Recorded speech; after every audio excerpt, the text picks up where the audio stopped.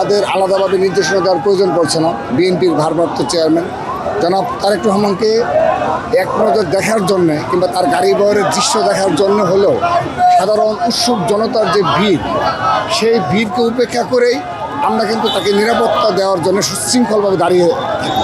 গতকাল শহীদ রাষ্ট্রপতি জিয়াউর রহমানের সমাধিতে তিনি যখন শ্রদ্ধা নিবেদনে গিয়েছিলেন, আমরা কিন্তু তার পাশে এভাবে মানব ডাল হয়ে থাকার চেষ্টা করেছি।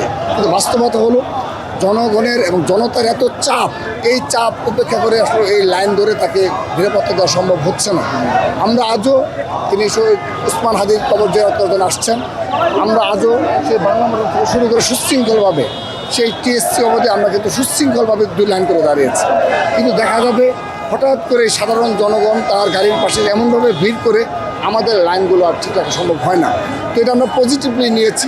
আমরা নিজেরাও কিন্তু ধাক্কা সম্মুখীন হচ্ছি, কারণ সাধারণ জনগণ এমনভাবে যাবে তো তাদেরকে নিবৃত্ত করা যায় না, কারণ তাদেরও অধিকার রয়েছে। আমরা যেমন ছাত্রদলের নেতাকর্মী সমর্থকরা আমাদের একটু প্রত্যাশা রয়েছে তার কাছাকাছি থেকে তার একজন জনপ্রিয় লিডার হিসাবে এবং বাংলাদেশের সত্যিকার অর্থে একক জনপ্রিয় লিডার হিসাবে তার পাশাপাশি থাকার জন্য আমাদেরও নেতাকর্মী সমর্থক সবাই চায়।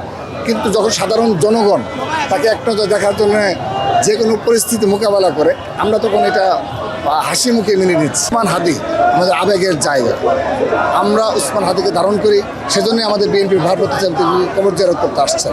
আমরা কিন্তু সেজন্যই অবশ্যই তার পক্ষে স্লোগান দেব এবং তার বিচারের দাবিতে দেখেন বিচারের দাবিতে আমরাও সোচ্চার রয়েছি। এখন আরেকটা বিষয় হলো, এখানে যারা ইনকলাব মঞ্চে যারা রয়েছে, জুবাইর কিন্তু আমার সাথে যোগাযোগ করে হাদি যেমন প্রতিটি কর্মসূচিতে ছাত্রদলের প্রেসিডেন্ট হিসাবে আমি পদে থাকার কারণে, যেহেতু ওর সাথে আমার বেশ কয়েকবার মিটিং হয়েছে, প্রতিটি প্রোগ্রামে আমাকে ইনভাইট করে এবং 4 থেকে 5টা প্রোগ্রাম করেছে, যেখানে আমাকে চিফ গেস্ট করে প্রোগ্রাম করার ইচ্ছে ছিল। তো যা হোক, আমরা ওসমান হাদিকে হারিয়েছি, কিন্তু তারপরেও ওরা যোগাযোগ করছে। কিন্তু আমি ওদের প্রতি একটি আহ্বান জানাবো, আমরা ইনকলাব মঞ্চের প্রতি একটা আহ্বান জানাবো, এই ইনকলাব মঞ্চে কোনো দুষ্কৃতিকারী, কোনো ষড়যন্ত্রকারী যেন প্রশ্রয় যেন না পায়। আপনি যাই বলেন না কেন, এই ইনকলাব মঞ্চে কেউ না কেউ কিন্তু ওই খুনিদের প্রবেশ ঘটিয়েছে, এটি কিন্তু আপনাকে মনে রাখতে হবে।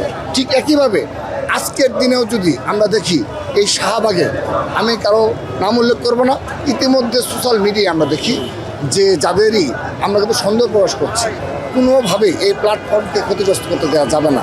ইনকলাব মঞ্চ যারা বিশুদ্ধ বাংলাদেশপন্থী এবং যাদের প্রকাশ্য একটা পরিচয় রয়েছে, তাদেরকেই যেন তারা স্থান দেয়। তা না হলে হাদির মতো আর কোনো ঘটনা যেন না ঘটে, যে ষড়যন্ত্রকারী যারা বাংলাদেশকে অস্থিতিশীল করতে চায়, বাংলাদেশ আর কখনো স্থিতিশীল না হোক, অর্থনৈতিকভাবে বিকশিত না হোক, সাধারণ জনগণ শান্তিতে না থাকুক এবং বাংলাদেশের স্বাধীনতা সার্বভৌমত্ব বিনষ্ট হোক, নিজেদের মধ্যে বিভেদ পারুক, এরকম যারা রয়েছে তারা যেন ইনকলাব মঞ্চের এই সুন্দর প্ল্যাটফর্মটাকে ওসমান হাদি রেখে যাওয়ার একটা আমানতকে তারা ক্ষতিগ্রস্ত না করে।